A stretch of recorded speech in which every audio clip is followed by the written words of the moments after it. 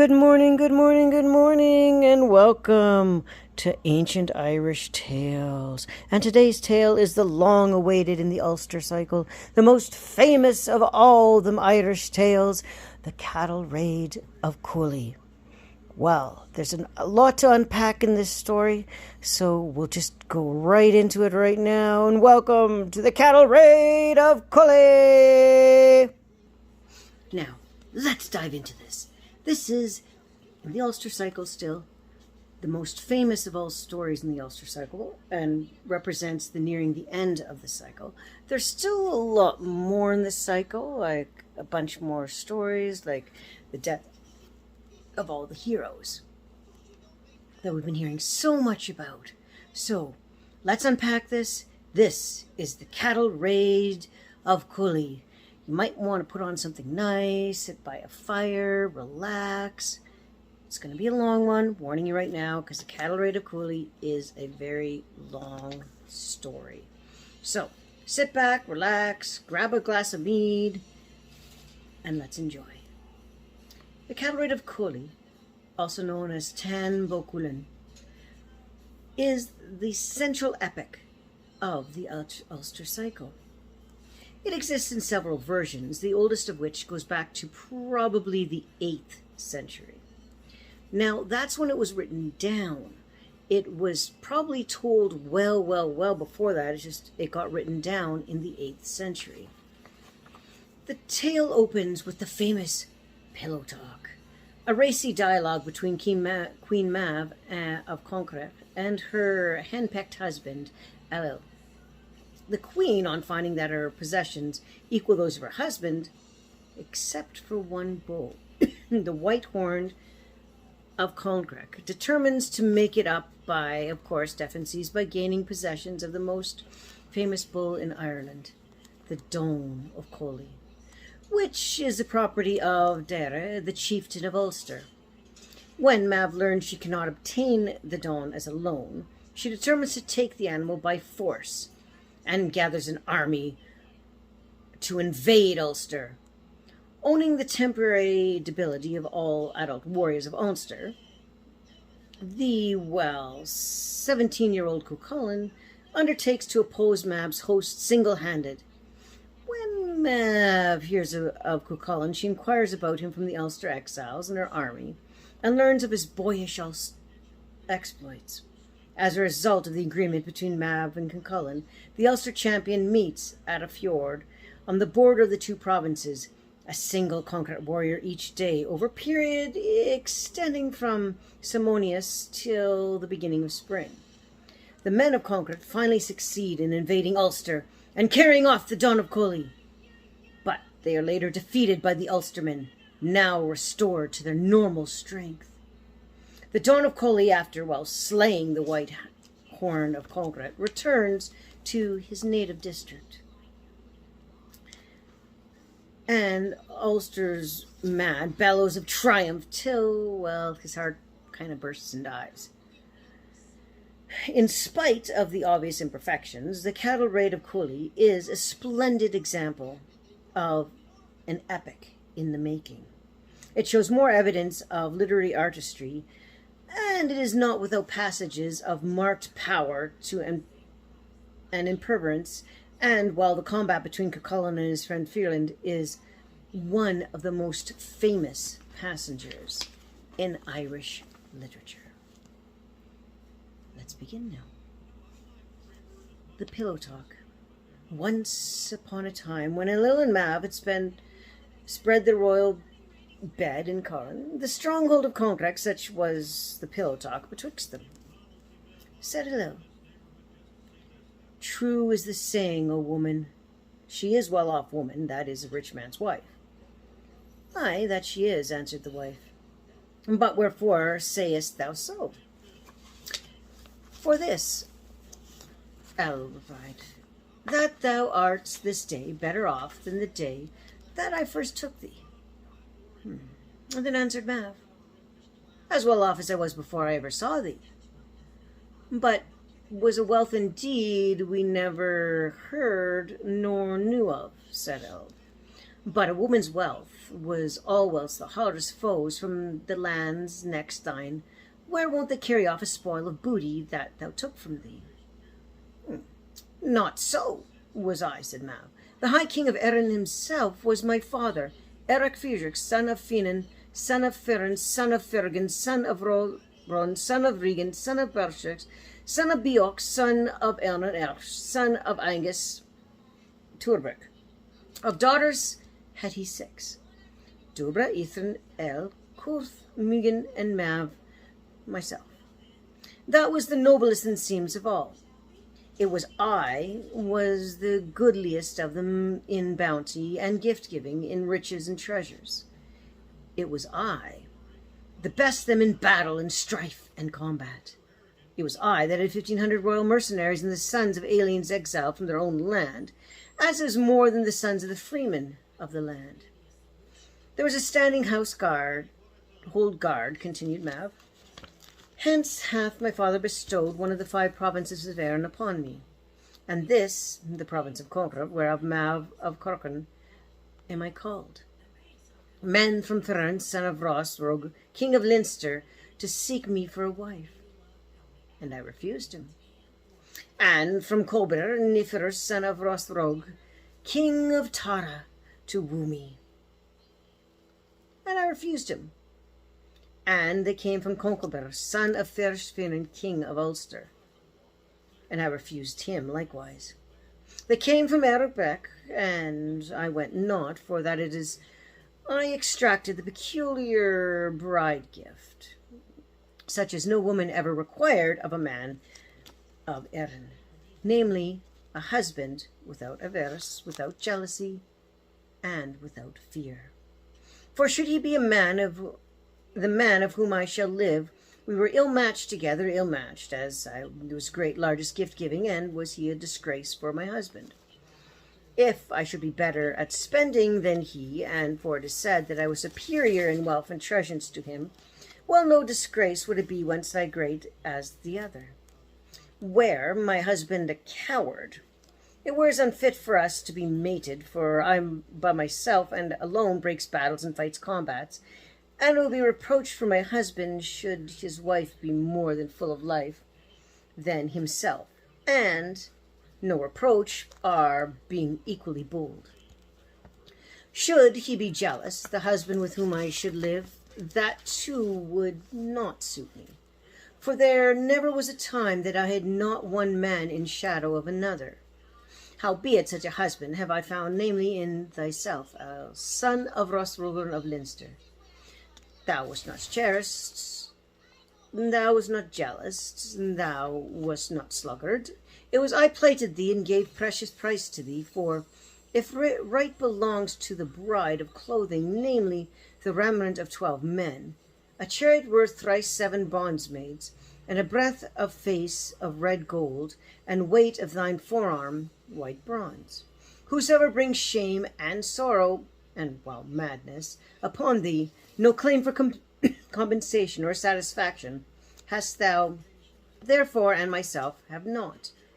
But it is to me compensation belongs, said Mav, for the man of dear dependent upon the woman's maintenance is what thou art. Nice, such was my state, said Ilil, but 2 brothers had I, for one of them over Tara, and the other over Leinster, namely Finn over Leinster, and Cobar over Tara. I left the kinship to them because they were older, but not superior. In Legress and Bounty, have I heard of a province of Erin under a woman's keeping, but this province alone, and for this I came assumed the kingship here as my mother's successor. And for Matra and Magris, daughter of Macath Conqueror, was my mother, and who came here to be me and have it as my queen better than thyself, being as thou wert daughter of the High King of Erin. Yet so it is, pursued Mav. My fortune is greater than thine. I marvel at that. Adam made an answer, for there is none that hath greater treasures and riches and wealth than I. Indeed, to my knowledge, there is not. On the occasion of the cattle raid, this is the continuation of that very story, that very night. Then were brought to them the least precious of their possessions, that they might know which of them had more treasures. Riches and wealths, their pails and their cauldrons, and their iron-wrought vessels, their jugs, their pots, their earn pitchers were fetched to them. Likewise, their rings, their bracelets, their thumb rings, their gold treasures were fetched for them, and their apparel both purple and blue, black and green. Their numerous flocks of sheep were led in from the fields and meadows and plains. These were, of course, counted and compared and found equal, like of size and like of number. However, there was one uncommonly fine ram over a man's sheep, and he was worth a bondmaid. But in corresponding ram was over the ewes of El. Now their horses and steeds were then brought from the pastures and paddocks. There was a noteworthy horse in Mav's herd, and he was of value of a bondmaid. A horse to match was found among El's.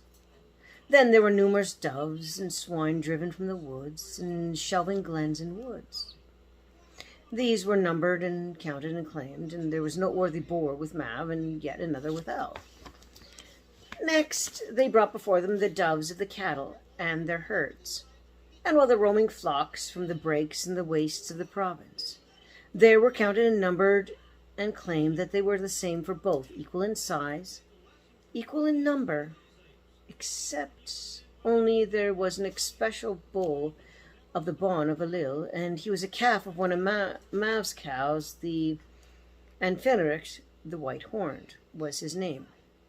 But, deeming it no honor to be a woman's possession, he left and gone over to the herd of the king. And it was the same to Mav as if she owned not a pennyworth, or so much as she not a bull of his size amongst her cattle. Then it was that Macroth the messenger was summoned to Mav, and Mav strictly bade Macroth to learn where he might be found the bull of likeness in any province of Erin. In truth, said Macroth, I know where there's a bull, and is best better again, in the province of Ulster, in the district of Cooley, in the house of Down Macphail, the Don of Cooley he is called. Go thou to him, Macroth, and ask for me and there to loan for a year of the Don of Cooley, and at the year's end shall have reward for his loan, to wit 50 heifers and the Don Cooley himself, and a bear of further bone with thee. Macroth should the boer folk in these country gauge and loan that they are a rare jewel. That is Don Cooley, let Derry himself come with his bull, and he should get measured equally of his own land, and of smooth Maciel, and the chariot worth of thrice 7 bondsmaids he shall enjoy my own closest intimacy.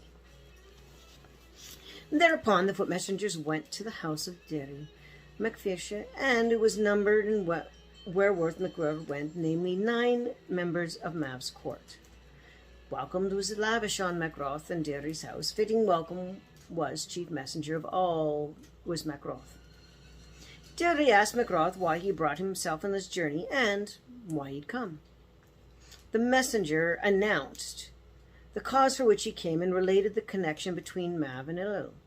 And it is to beg the loan of Dunkoli that he match the white horn of Comric that I have come. And thou shalt receive the heir of his loan, and that 50 heifers and the Don of Cooley himself. And yet more might I add, come thyself with thy bull, and thou shalt have as land a smooth soil of Megal, and much as thou overstep here, and a chariot's worth of thrice 7 bondsmaid, and well, of course, enjoy Mav's favors besides. Those words, Derry was well pleased, and he leapt for joy, so that, well, it seemed that the flock bent and brave twain between him. But the truth of our conscience, he said, however the Ulstermen take it, whether we'll ill or ill, but it's the time Jewel shall be delivered to Al and Mav, and the Don of Cooley shall go into the land of Comric. Well pleased was Macroth with the words of Derry, son of Finchilum. Thereupon the messengers were served, and straw and fresh rushes were spread upon them. The choicest of food was brought to them, and a feast was served to them.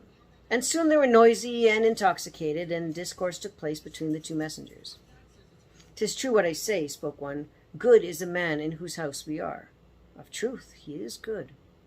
Nay, is one among all men of Ulster better than he? The truth is, better is Concobar, whose man he is. Concobar who holds a kingship of the province, and though all Ulstermen gathered around him, there's no shame for them. Yet it is passing good of Derry that he was a task for 4 mighty provinces of Erin, and bar away from the land of Ulster, and that is Don of Cooley, is surrendered so freely to us 9 footmen. Thereupon the 3rd messenger had his say. What is this ye dispute about? He asked. That messenger says a good man is a man whose houses we are. Aye, he is good, said the other. Is there among all Ulstermen any better than he? Demanded the first. Aye, there is, answered the 2nd messenger. Better is in Concobar a man who's he who thought of all Ulstermen gathered around him. It was no shame for them, and yet surely good of Derry. That what had been tasked to the 4 greatest provinces of Erin to bear away out of the borders of Ulster is handed over even to us 9 footmen. I would not grudge to see the wretch of blood and gore in the mouth whereupon you said, for we're not a bull given wearily, yet should he be taken by force. At that moment it was Derry MacFio, chief steward, came into the house, and with him the man with drink, and while another with food. And he heard the foolish words of the messenger, and anger came upon him. And he set down their food and drink for them, and he neither said to them, Eat, or did he say, Eat not. Straightway he went to the house where there was Derry MacFio, and said, Is it thou that hast given the noble jewel to the messengers of Don of Cooley? Aye, it was I, Derry made answer. Indeed, it is not part of the king to give, for it is true what they say, unless thou hast bestowed him of thy own free will, thou wouldst not yield him against thy will, but to the host of Alan Mav, and the great cunning of Fergus MacRoth. I swear by the gods I worship, said Derry, there shall be no ill wills taken by the fools of men, which they cannot take by fair. There they abode until morning. Early in the morning the messengers arose and proceeded to the house where Derry was.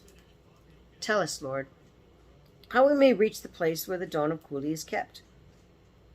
Nay then, said Derry, if it was my custom to deal fully with messengers, or with travelling folk, or with them to go by the road, not one of you would depart alive. How sayest? Said MacRoth. Great cause there is. Yet ye said I will yield unwillingly. Should I yield to the might of Earls and Mavs and the great cunning of Fergus? Even so, said MacRoth, whatever rumours are drunken within thine ale, or thy vineyards have said, it is not for thee to head and whine, nor yet challenge on El and on Mav. And for all that, answered Derry, this time I will not give my bull, if I can help it. Back then the messengers went until they arrived at Conqueror and the stronghold of Conqueror. Man asked for their tidings, and well, MacRoth told them. And they had not brought the bull from Derry, and the reason?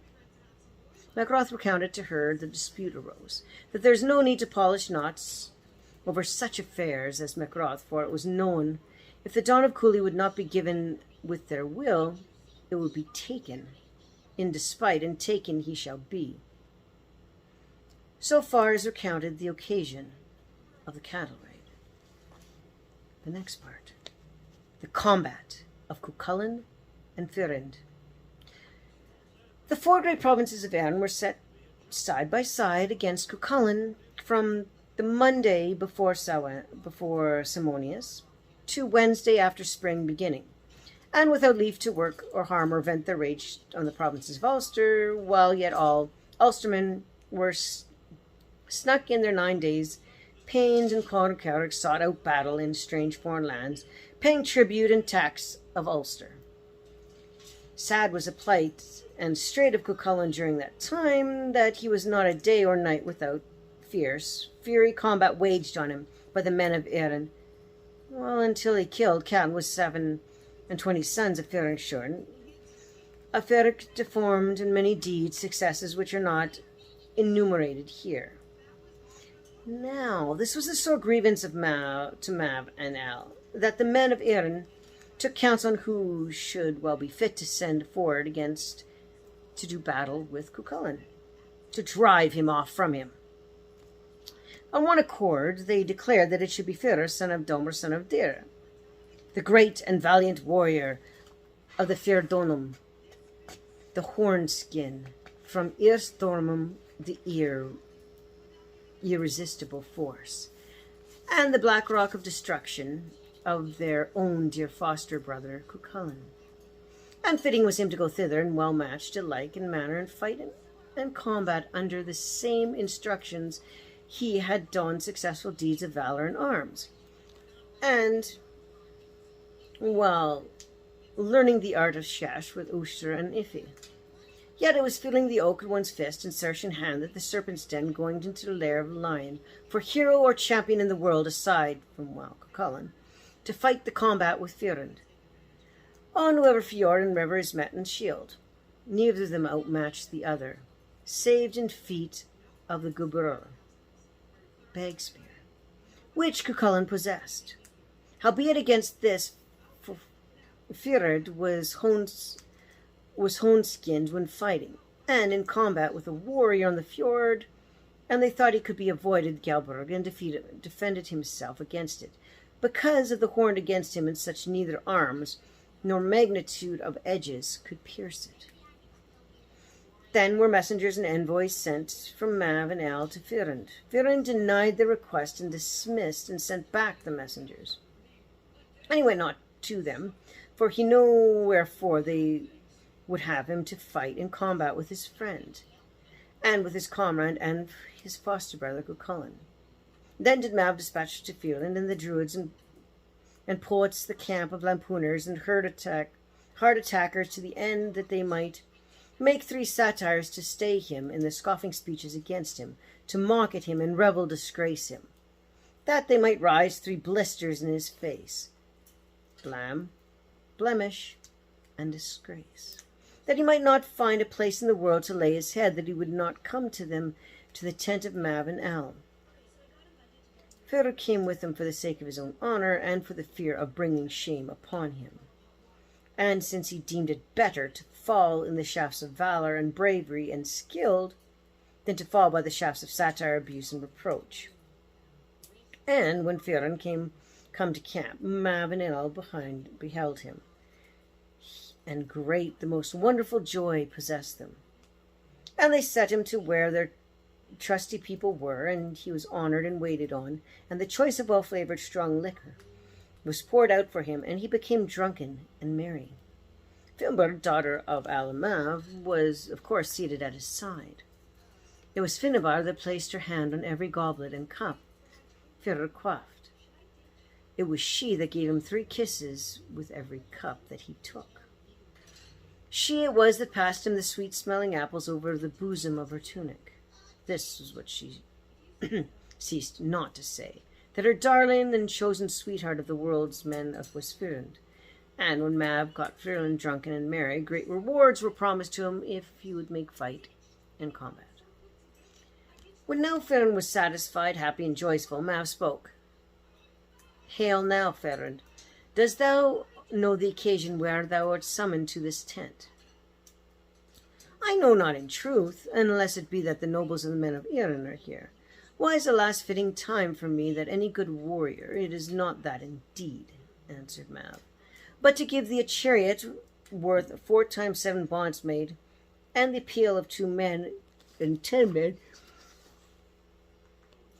of every cloth and color, and the equivalent of Mergmura for the riches of soul of MacAllie.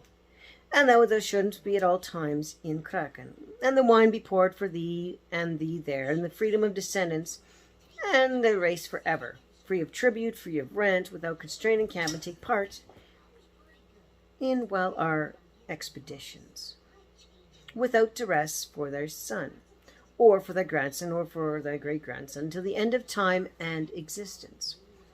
This leaf-shaped golden brooch of mine shall be thine, whereon thy 10 score ounce, and 10 score half ounce, and 10 score scupples, and 10 score quarters, Fember, my daughter and allies, to be thine own wife, and my own most intimate friendship. if thou extractest that waffle. He needs it not, they cried. Great are the rewards and gifts. Such were the words of Mav, and she spoke them here, and Firend responded. Great rewards and armouring shall the plain and forest freedom of thine children, from this day till doom. Firend, son of Doman, more than thou canst cope for, why shouldst thou refuse it, thou which all would take it? Firend, naught I'll take without bond, nor ill spearman am I. Hard on me tomorrow, great will be thy strife. He called the hound of Chulainn, now his trust is grievous. No soft thing to stand him, rude would be the wound. Naught I'll take without bond, nor ill specimen am I. Hard on me tomorrow, grant will be the strife. He called hound of Chulainn. How his thirst is grievance, no soft thing to stand him. Rude would be the wound. Champions, Queen Mav, champions will be the surely thou its needest, not keeping hostages. Reins and splendid horses shall be given as pledge. Very good of battle, for thou art dauntless, thou shalt be my lover. Past all free of pain. Friedend, without bond I'll not go to engage in Ford's feasts. I will live till doomsday in full strength and force. Never will I yield, no hears me. Whoever counts on me, without the sun, on moon oath, without sea and land. Mav, why then thou dost delay it? Bind it as it pleases thee, by kings' hands and princes. Who will stand for thee? Lo, I will repay thee. Thou shalt have thine asking, for I know thou wilt slaughter man that meets thee. Friend, nay, without 6 sureties, it will not be fewer, ere I do my exploits there where the hosts will be. Should my will be granted, I expect thee to unequal that I'll meet in combat, Cu Chulainn the brave. Mav, Donald then, or Congreve, or Nieman, famed for slaughter, or even poets, neither less thou shalt have. Bind thee self on Morin, whilst thou its fulfillment bind on smooth man's Calvary, and our 2 sons bind. Friend, Mav with wealth of cunning, whom no spouse can bridle, thou is that the guardest, and Kraken of the mounds. High thy fame and wild power, mine thy fine pill stain. Give thy gold and silver, which were profiteered me. Mav, to thee foremost champion I will give a ringed brooch. From this day till Sunday thou shalt respects be. Warriors mighty famous, all the earth and fairness treasure shall thee be given. Everything be thine, forebear of the champions, queen of the western Erin. When thou hast slain the smith's hound, Firend, she is thine. Firend, shall I have Fombear to wife? All of El and Conquerin too, and to dwell for always there. I will not seek the defile of Cu Chulainn. Equal skill to me and him, thus spoke Freeland. The same nurse reared us both, and from them we learned our art. Not for fear of battle hard, noble Egrin, fierce daughter, would I shun the blacksmith's hound, but my heart bleeds for his love. Mav, thou shalt have, dear bright-scaled man, one swift, proud, high-melted steed. Thou shalt have domains of land, thou shalt stay not from the flight. Friend, but that Mav entreated so, and that the poet's tongue did urge, I'll not go for hearted rewards to conceal my own friend.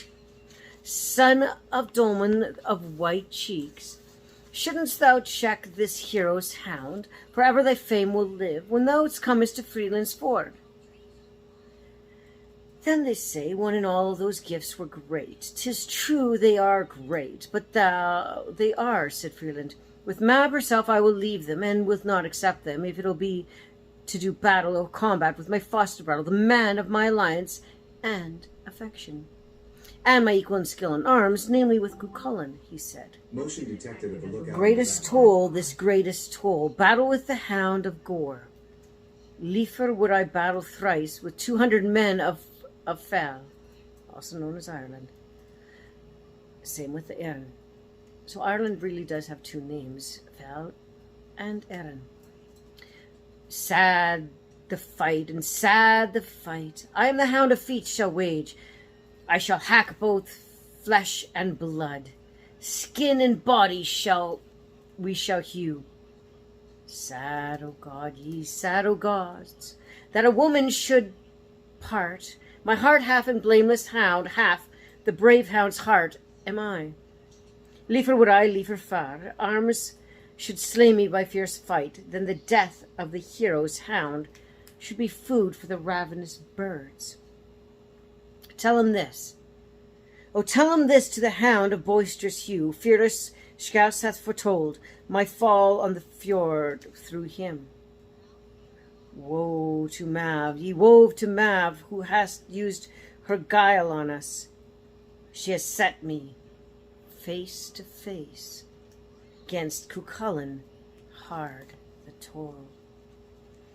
Ye men, said Mav, ye wounded fashion, stirring up disillusion and distension, as if ye had not heard Fierland at all. True is the word Cu Chulainn speaks. What word is that? Asked Fierland. He says then that he would not think it too much if thou shouldst fall by his hand in the choicest feat of his skill in his arms, and the land whereto he should come. It was not just for him to speak so, said Fierland. Far as it is cowardice to lack the boldness that he has seen in me day by or night, and that I speak not so of him. For I have it as much to say to him, and I swear by arms of valor, if it's true that he spoke, I'll be the first man of the men of Erin to contend with him on the morrow. How loth soever am I to do so. He gave his word and presents to them all that he would go and meet Cu Chulainn. For it pleased Mav, if Robin should fail to go, that he have witnessed against him, in order that she might say that it was fear or dread that caused him to break his word. Blessing and victory upon thee for that, said Mav.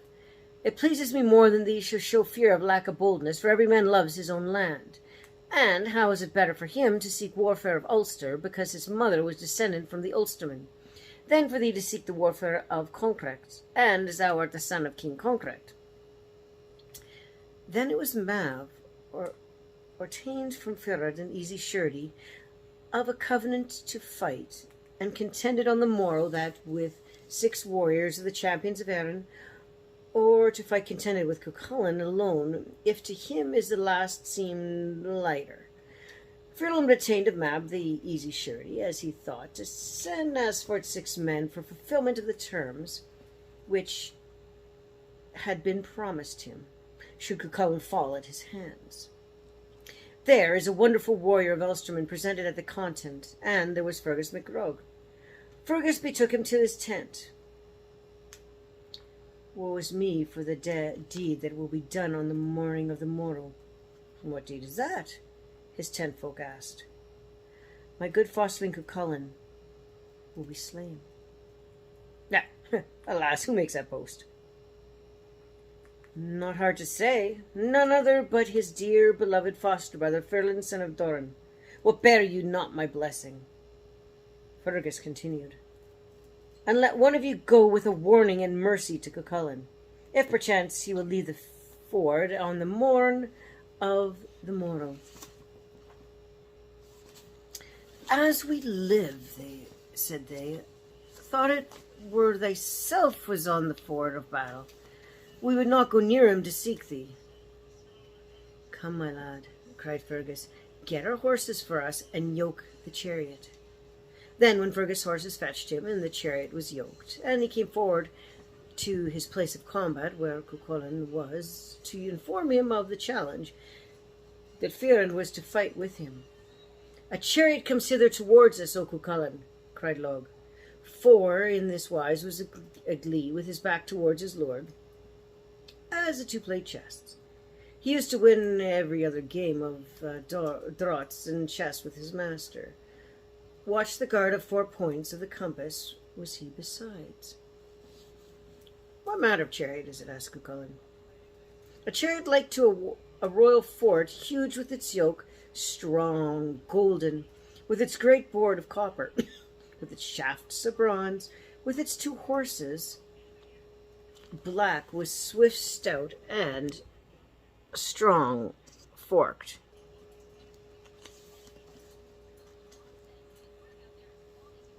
Thick set under beautiful shafts.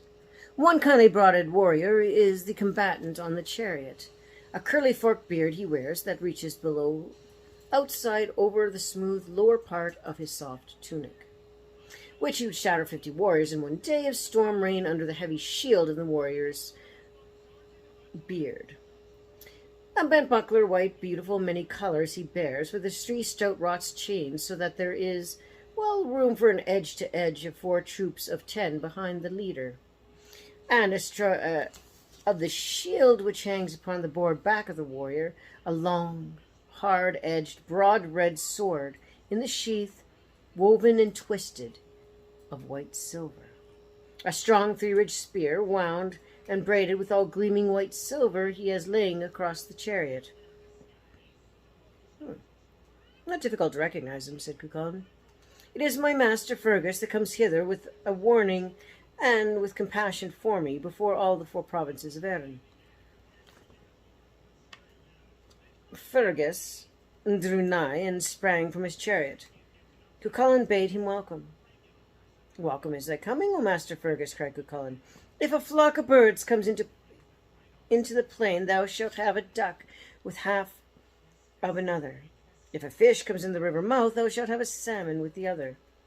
A handful of water tress and a breast of lavender sprang in the sea grass, and a drink of cold water from the sounds thou shalt have thereafter. It is an outlaw's portion, that, said Fergus. 'Tis true. It's no like the outlaw's portion is mine, answered Cu Chulainn. Truly intended, methinks, the welcome, O fosterling, said Fergus, but where it was for hours come, I should think it better to leave it. It is for this I'm here, to inform thee of who comes to fight and contend with thee on the morning hour early on the morrow. Even so we'd hear from thee, said Cu Chulainn. Thine own friend and comrade and foster-brother, the man thine own equal in feats, and in skill of arms and in deeds, Fionn, son of Durham of Derry, and great mighty warrior of the fair Donum. As my soul liveth, it's not an encounter we wish our friend to come, and for fear but for love and affection of him, and almost I prefer to fall by the hand of that warrior than for him to fall at mine, said Cu Chulainn. It is just for that, answered Fergus, and thou shouldst be thy guard prepared. Say not that thou hast no fear of Furlan, for it is fitting that thou shouldst have fear and dread before fighting with Fierland. For unlike all who it fell to fight contend with thee on the Cattle Raid of Cooley, on this occasion Fierland, son of Donal, son of Derry, and he has the honey skinned about him with the battle against a man. A belt equally strong and vicious in battle, and neither points nor edges and reddened upon it in the hour of strife and anger. For he is a fury of the lion, that bursts of wrath and blow of doom, and the wave that drowns foes.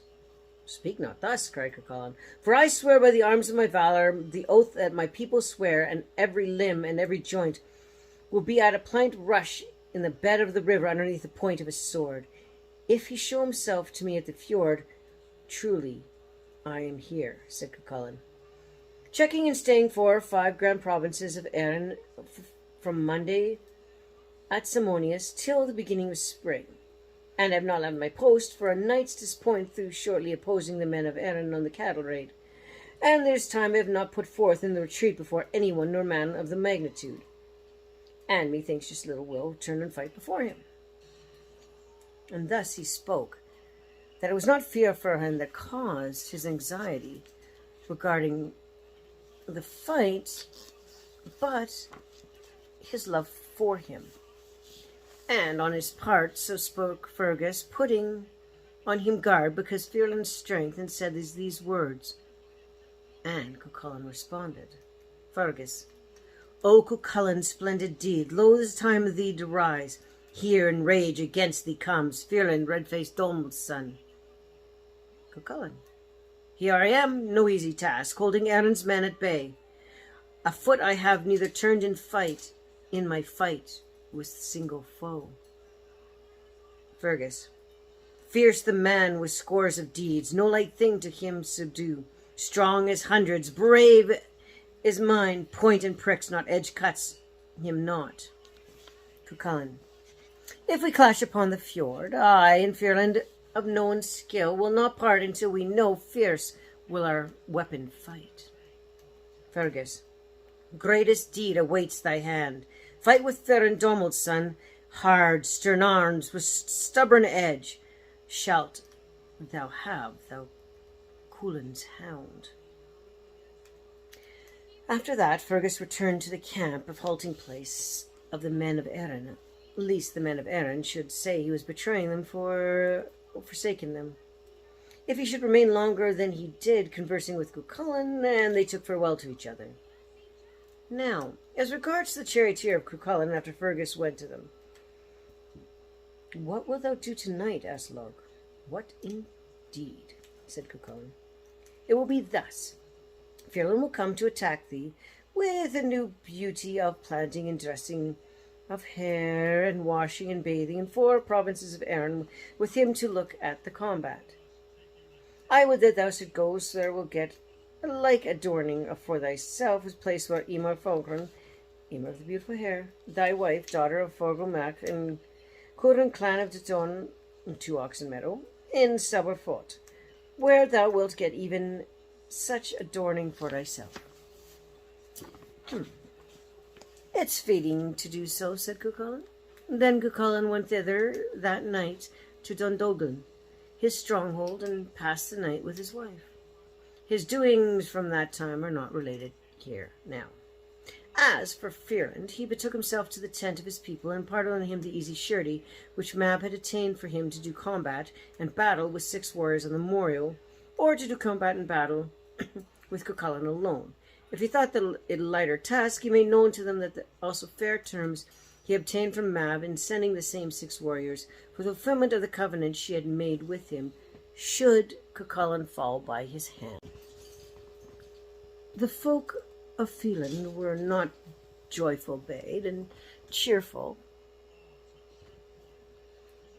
or merry that night, but they were sad, sorrowful, and cast, for they knew that here were 2 champions, and the 2 bulwarks in a gap for 102 pillars of battle, strife men of Erin. For that time met in combat, one or the other of them would fall there, or both would fall, and if it should be one of them, they believed it would be their king and their own lord would fall there, for it was not easy content to do battle with Cu Chulainn on the Cattle Raid of Cooley. Fearland slept right heavy in the first part of the night, but when at the end of the night came, his sleep and his heaviness left him, and the anxience of his combat and battle came upon him. But most troubled in spirit was he that he should allow the treasures to pass from him, and the maiden for reasons of combat with 1 man. And unless he fought for that 1 man, he must fight with 6 champions on the morrow. What tormented him more was that he should be once show himself on the floor to Cu Chulainn, he was certain he would never have the power to head or life ever after that. And Fearland arose early on the morrow, and charged his charioteer to take his horses and yoke his chariot. The charioteer sought to dissuade him from the journey.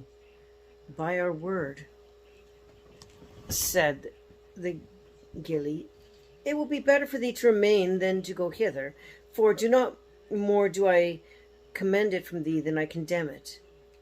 Hold thy peace about it, boy, said Fearland, for we will book no interference from any one concerning this journey, for the promise we gave Mab and Al in the presence of the men of Erin, it would shame us to break it.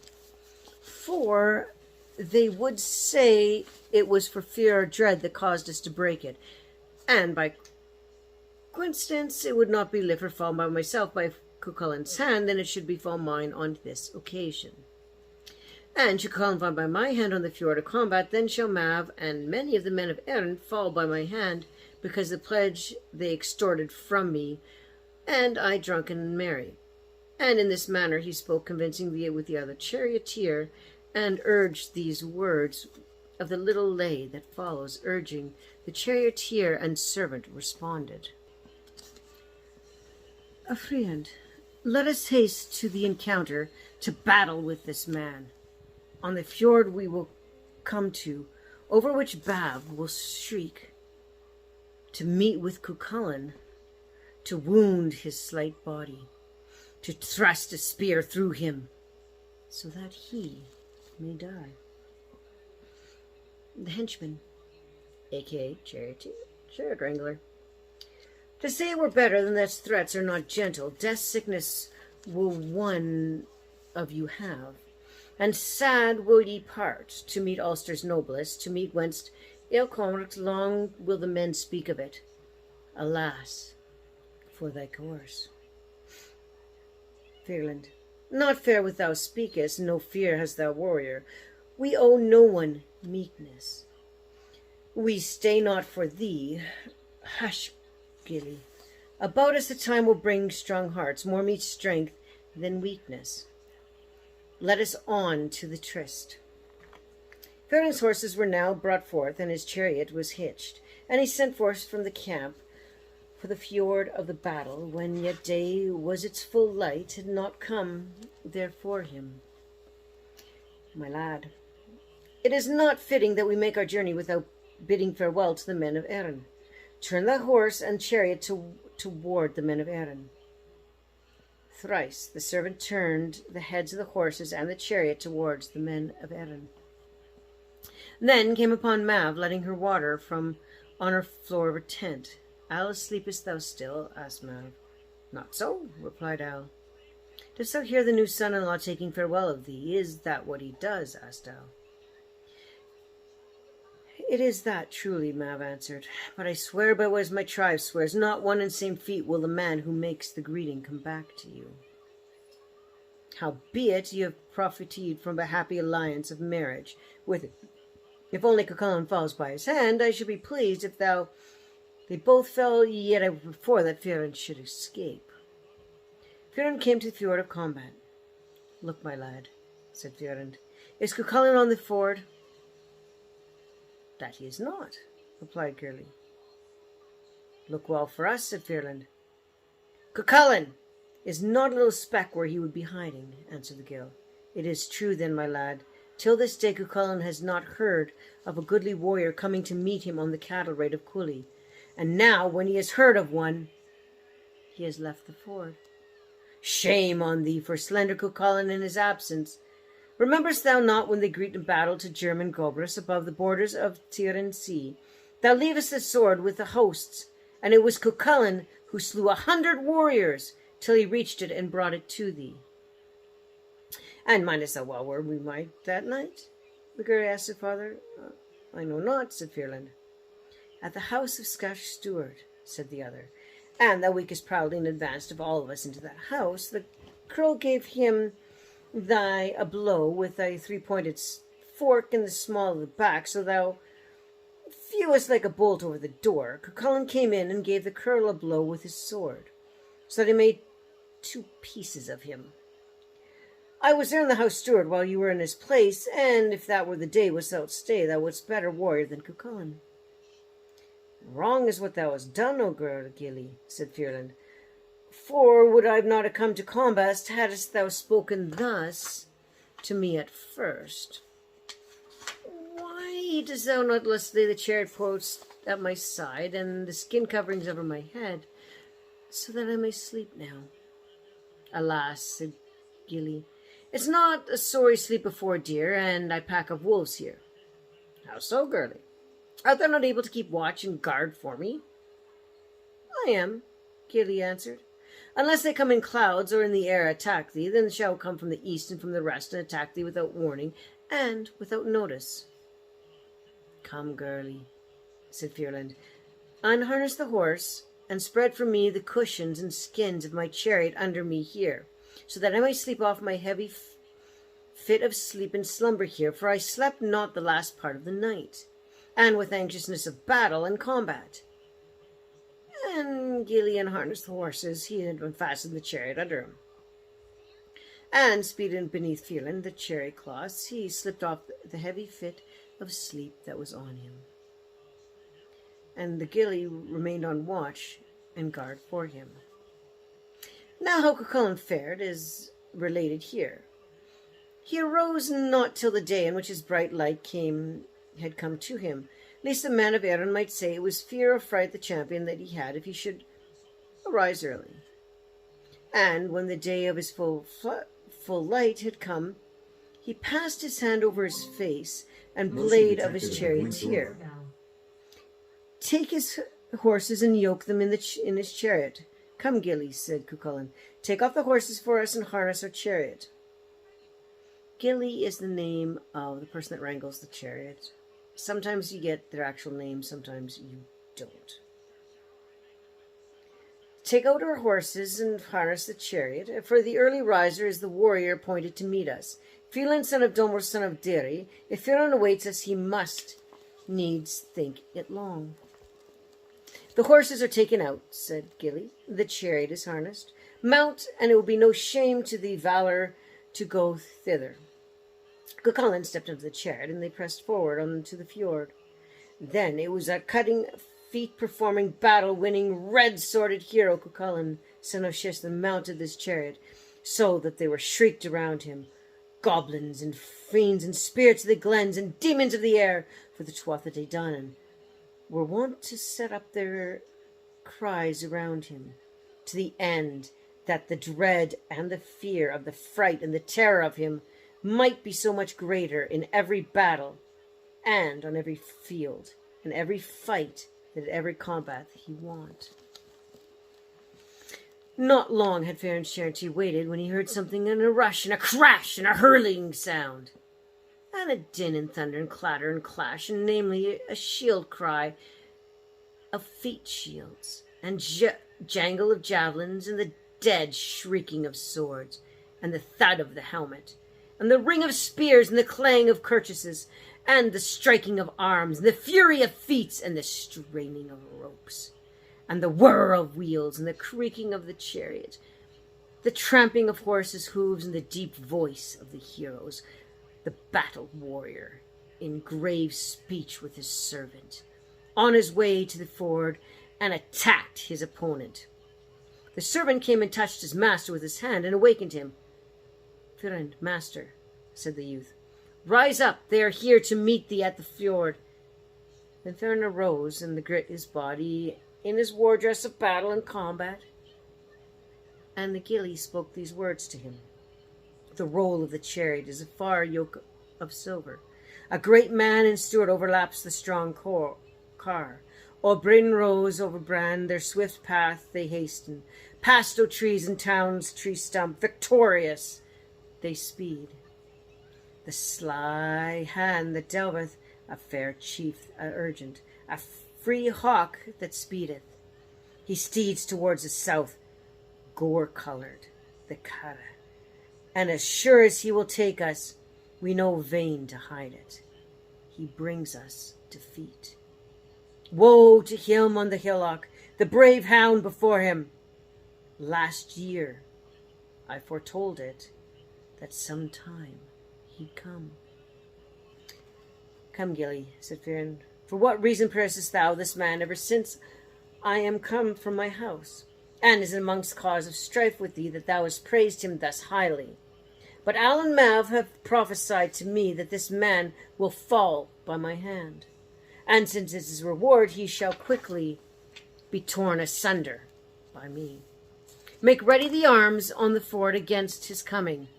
"Should I turn my face backward," said Gillie, "methinks the poles of the chariot yonder will pass through the back of my neck." "Too much, my lad," said Farron. "Dost thou praise Cu Chulainn for not a reward he has given thee for praising? But it is a time to fetch help. It was not that long the fair enchanter remained there when he saw something. "How bist thou, Cu Chulainn?" asked Fair of his charioteer. "I behold a beautiful 5-pointed chariot, broad above the white crystal, with a thick yoke of gold, and a stout plates of copper with shafts of bronze, and wheel brands of bronze covered with silver, approaching with swiftness, with speed, with perfect skill, with a green shade and a thin frame, dry bloodied box summering, with feats of cunning, straight poled as long as a warrior's sword.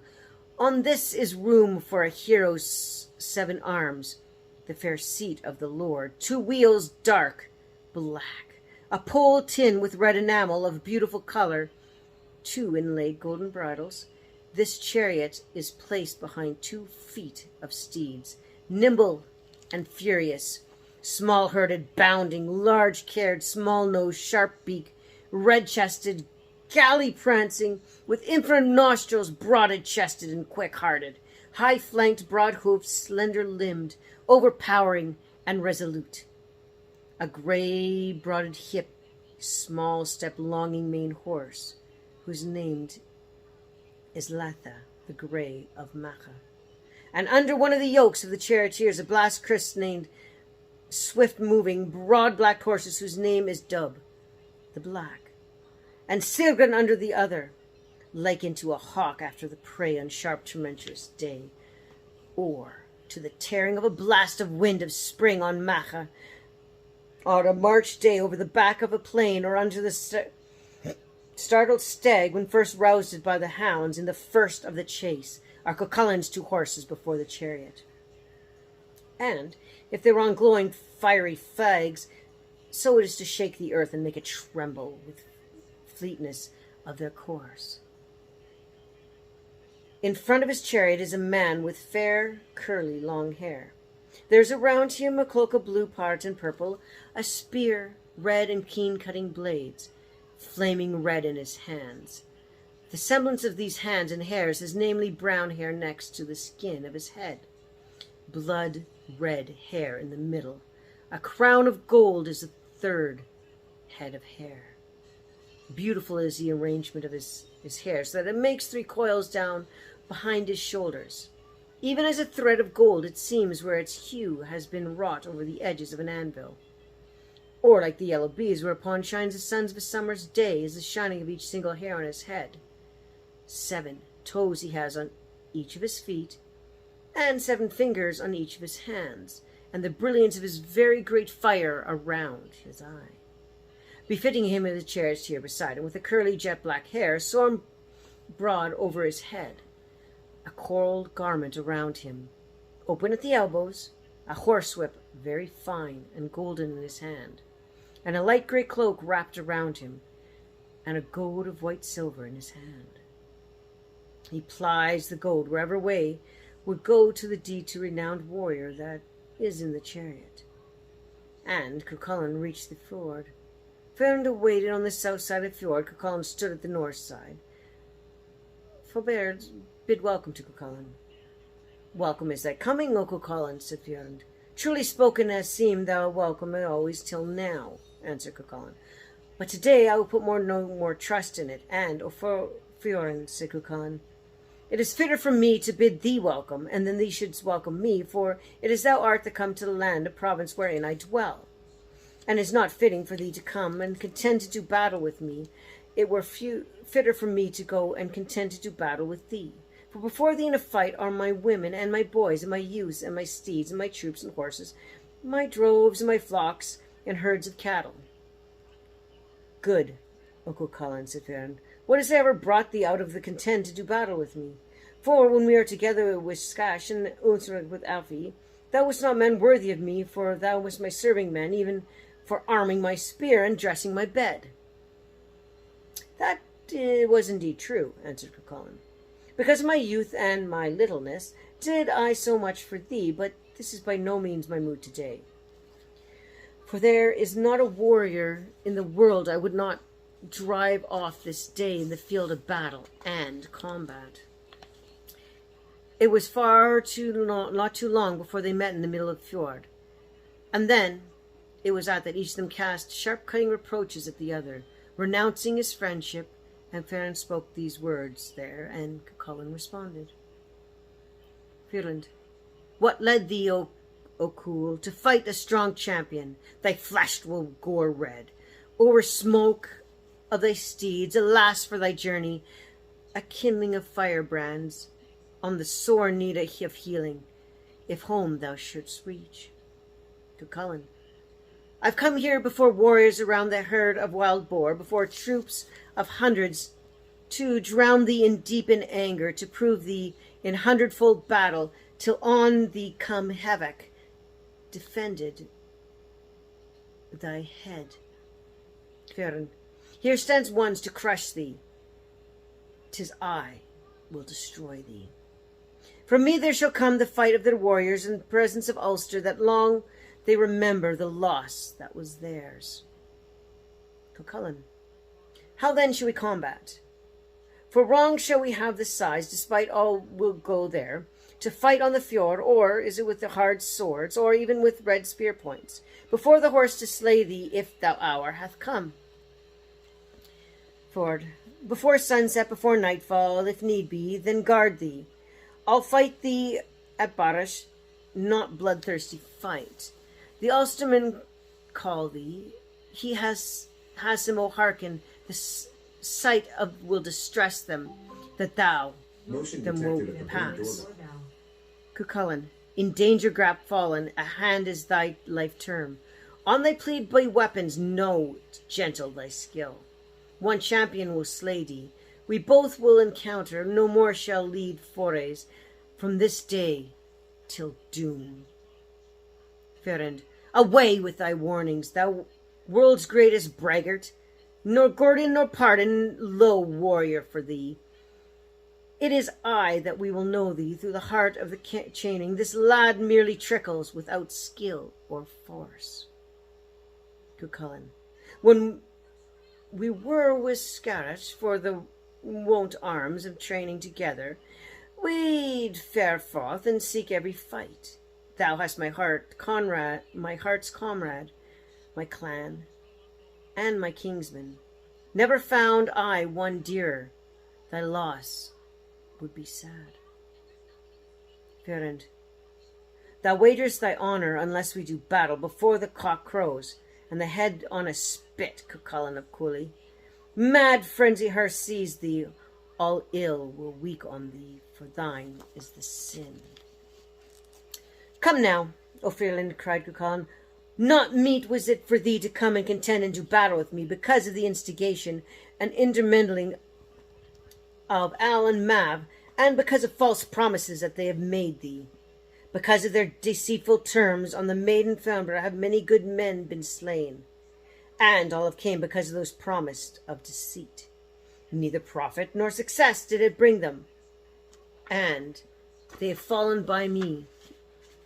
And none the more, O Feron, shall it win victory or increase of fame for thee, and as I all fell, thou too shall fall by my hand. Thus he spoke, and further uttered these words, and Feron hearkened to him. Come not nigh me, noble chief. Feron, comrade, Domro's son, worse for thee than it is for me. Thou wouldst bring sorrow to a host. Come not nigh me against all right, and thou's bed is made by me. Thou soonest thou alone escapes from the powers of my arms. Thou shalt not great feats undo, though thou art purple honed skinned, and the maid that boasts of shall not Domro's son be thine. Febro Mav's fair daughter, greatest her charms though they may be, fair is the damsel's form, she is not for thee to enjoy. Fabra is the king's own child, and his lure, if truth be told. Many thy whom she has deceived, and undone as she has thee. Break not, foolish one, oath with me. Break not friendship, break not bound, break not promise, break not word. Come not to me, O noble chief. 50 chiefs obtained in plight the same maid of proffer vain. Though me they went to their graves, spear right all they had from me. Were she my aflenced wife, smiled on me this fair land's head, I would not thy body hurt, right nor left, in front nor behind. Good old Freeland, cried Cu Chulainn, a pity is for thee that abandoned my allegiance and friendship for the sake of a woman. That has been trafficked to over 50 other warriors before thee, and it would be long before I'd forsake thee for that woman. Therefore it is not right for thee to come to fight and combat with me, for when we were with Scass and Osher we were together in practice of valor and arms of word, and it was together we used to seek out every battle and every battlefield, every combatant and every contest, and every wood and every desert, every covert and every recess. And thus he spoke, he uttered these words. Cu Chulainn. We were heart companions once. We were comrades in the woods. We were men that shared one bed. When we slept the heavy sleep after hard and weary fights, into many lands so strange, side by side we sailed forth, and ranged the woodlands through, when at Scath we learned arms. Freeland. O Cu Chulainn, rich in feats, hard in trade we both have learned, treason hath overcome our love, thy first wording hath been brought. Think not of our friendship more, cool it avails thee not. Too long are we now this way, said Freeland, and what arms shall we resort to today, O Cu Chulainn? With thee is thy choice of weapons this day until night time, answered Cu Chulainn, for thou wilt be the first, dearest, to reach the ford. Rememberest thou, Asfaram, thy choice of arms we were wont to practice in Scash with Osher with Affi? Oh, indeed I do remember, answered Cu Chulainn. If thou hast remembered, let's begin with them. They betook them in their choicest deeds of arms. They took upon them 2 equally matched shields for feats, and their 8 tangled edged targets for feats, and their 8 small darts, and their 8 straight swords, with ornaments of walrus tooth, and their 8 lesser ivoried spears, which flew from one of them to a like less on a day of fine weather.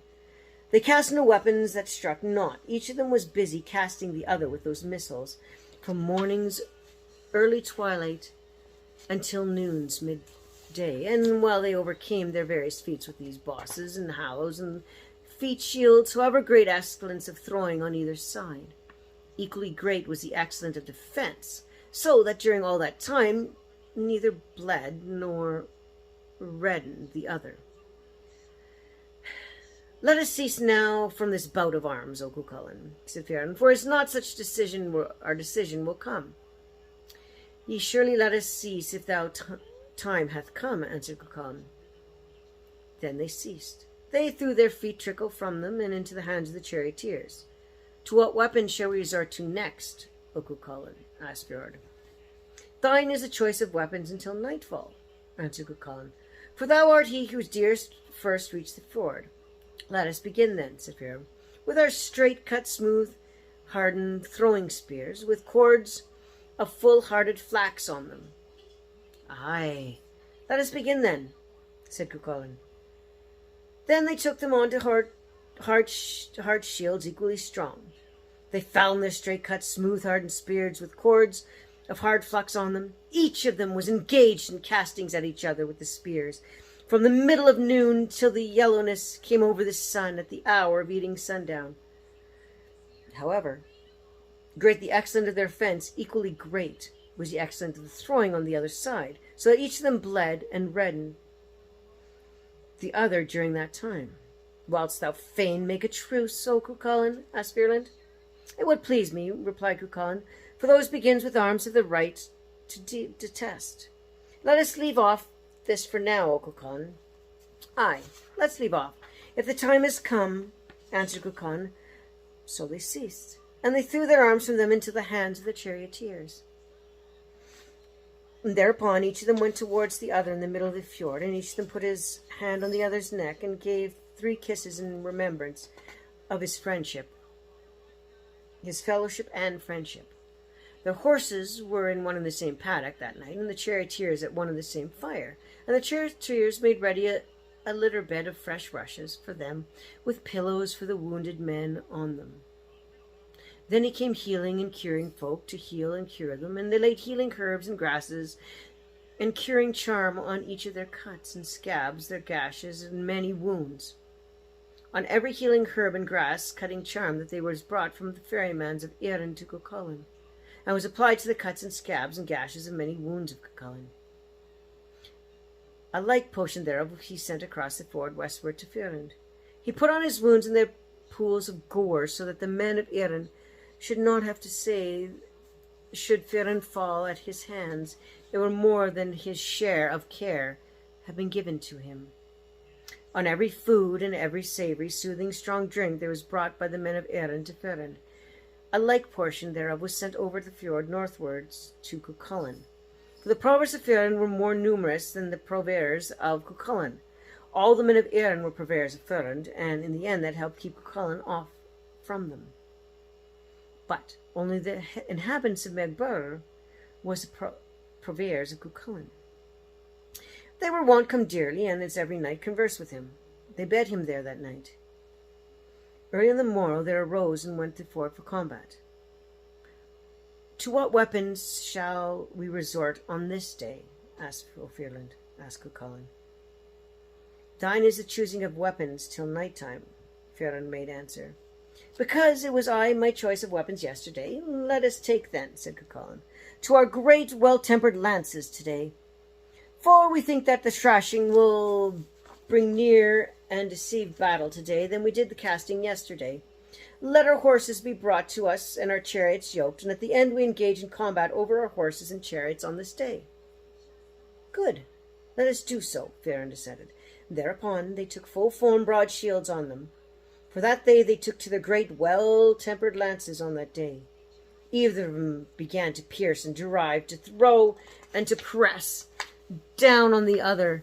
From early morning's twilight to the hour of evening's close, they wore and want in birds of flight to fly through the bodies of men. They could have paused through their bodies on that day, and carried away pieces of blood and flesh through their wounds, and their sores into the clouds in the air all around. And when the hour of evening's close was to come, their horses were spent, the drivers were wearied themselves, and the heroes warriors of valor were exhausted. Let us give our now, O Ferind, said Cu Chulainn. For thy horses are spent, and our drivers tired from what they are exhausted. Why should we do to not be exhausted? And in this manner he spoke, and uttered these words at the place. We need not our chariots break, the single struggle fit for giants. Place the hobbles on the steeds, now that the din of arms is over. Yes, we will cease if the time has come, replied Ferind. They ceased then. They threw their arms away to them in the hands of the charioteers. Each of them came towards his fellow. Each laid hands on the other's neck to give him 3 kisses. The horses were in one pen that night, and the charioteers at one fire, etc. They abode there that night, and early in the morn they arose and repaired to the fjord for combat. Cu Chulainn marked an evil mien on the dark mood on that day beyond every other, Ferind. It is an evil thou aspect today, O Ferind, said Cu Chulainn. Thy hair has become dark today, and thine eyes grow drowsy, and thine upright form and thy features, thy gait, have gone from thee. Truly not fear nor dread for thee has happened to me today, answered Ferind. For there's none in Erin this day a warrior I could not repel. Alas, O Ferind, said Cu Chulainn, a pity it is for thee to oppose a foster brother and comrade, a friend on the council of any woman in the world. A pity it is, O Cu Chulainn, Ferind responded. But should I part with the struggle with thee, I should be ill repute forever with Mav and with nobles of the 4 great provinces of Erin. A pity it is, O Ferind, said Cu Chulainn. Not on the council of all men and women of the world would I darest thee or would do thee harm. And almost would it make a cloth of gore my heart to be combating with thee. And Cu Chulainn lamented and mourned as he spoke these words, and Ferind responded. Cu Chulainn. Ferend, aye, if it was thou, will I know thou art doomed to die, to have gone at a woman's heist, forced to fight thy sworn comrade. Ferend, O Cu Chulainn wise decree, loyal champion, true hero. Each man is constrained to go beneath the sod that hides his grave. Cu Chulainn, Finnibar, Mav's fair daughter, stately maiden though she be, not for love thy give to thee, but to prove thy kingly might. Filbrand, prove was my might long since, thou cool of gentle spirit. Of the bearer I am not heard, till today I have not found. Cu Chulainn, thou art he provoked this fight, son of Domodiri's son, for I have gone at a woman's word, swords to cross with thine own friend. Firend, should we then unfraught depart, brothers though we are, bold hound, till I would be my word and fame with a lil and kraken's mav. Cu Chulainn, food has not yet passed his lips, nay, nor his has yet been born, son of king or blameless queen, for whom I would work thee harm. Firend, Cu Chulainn's hound, for the fords and deeds, mav not thou, hast us betrayed, fame and victory thou shalt have, nor on this day we lay our fault. Cu Chulainn, clotted gore is my stout heart. Near I am parted from my soul, wrongful it is with hosts of deeds, Firend dear, to fight with thee. After his colloquy, Phelan spoke. How much silver thou findest fault with me today, said Firend. For my ill-bolding meme and evil doing, will thou outfest my prowess? And then he said, to what weapon shall we resort today? With thyself is the choice of weapons today until night time come, replied Cu Chulainn, for it is I that chose on the day gone by. Let us resort then, said Firend, to our heavy, hard smithen swords this day, for we trust that the smithing of each other's will bring us nearer to decision of battle today than did our piercing each other yesterday. Let us scold then by all means, responded Cu Chulainn. They then took the full great long shields upon them. For that day they turned to their heavy, hard smithen swords. Each of them fell to strike and to hew and lay low, cut down to slay and undo his fellow, till as large as his head, mouth, and open child was each lump, and each cut, and each clutter, and each clot of gore that each of them took from the shoulders and the thighs and the shoulder blades of the other. Each of them was engaged in smithing the other the way from twilight of the early morning to the hour of evening's close. Let's leave off from now. O Cu Chulainn, said Firend. Aye, let's leave off if the hour is come, said Cu Chulainn. They parted then and threw their arms away to them to their hands of the charioteers. Though the comparison had been the meeting of the two happy, blithe, cheerful, joyful men, their parting that night was of two that were sad, sorrowful, and full of suffering. They parted without a kiss, a blessing, or any sign of friendship, and their servants disarmed the steeds that the heroes. No healing nor curing herbs were sent from Cu Chulainn to Firend that night, and no food nor drink was brought from Firend to him. Their horses were not in the same paddock that night, and the charioteers were not at the same fire. They passed that night there, and it was then that Firend arose early morning and went along the ford of combat, and dauntless and vengeful and might that the men went thither on that day, Firend the son of Damer, for he knew that the day would be decisive day of battle and combat, and he knew that one or the other of them would fall there that day, or that they both would fall. It was then he donned his battle garb of battle and fight and combat. He put his silken glossy thews with his broader and speckled gold next to his white skin.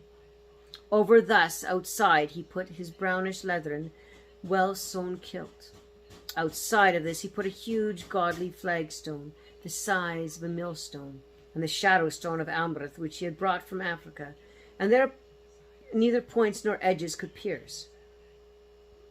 Put on his sword very deep iron kilts, of twice molten iron, over the huge godly flag as large as the millstone, through fear and dread of the Gelburger on that day. About his hand he began crested war cap of battle, and fight and combat. Whereupon were 40 earbuckled gems beautifully adorned, and it is studded with red armored enamel and crystals and rubies, and with shining stones of the eastern world. His anger fierce stoking spear he seized in his right hand. On his left side he hung his curved battle sword, which would cut a hair against the stream of which keenness and sharp, with its gold pommel and its round hilt of red gold. On its arched slope of his back he slung his massive fine buffalo shield. The warriors whereupon were 50 bosses, wherein a boar could be shown in each of its boss. Apart from the great central boss of red gold, Firmin performed drivers, brilliant, manifold, marvelous feast on high, that day unlearned of anyone Motion detected at the blink doorbell. neither from foster mother nor from foster father, neither from Scratch nor from Otis nor from Affy, but he found them of himself that day in the face of Cu Chulainn. Cu Chulainn likewise came to the fjord, and he beheld the various brilliant, manifold, and wonderful feats that Firmin performed on high. Thou seekest yonder, O log, my master, the driver's bright, numerous, marvellous feats that Firmin performs, and after the other, and thereafter, O log, cries Cu Chulainn.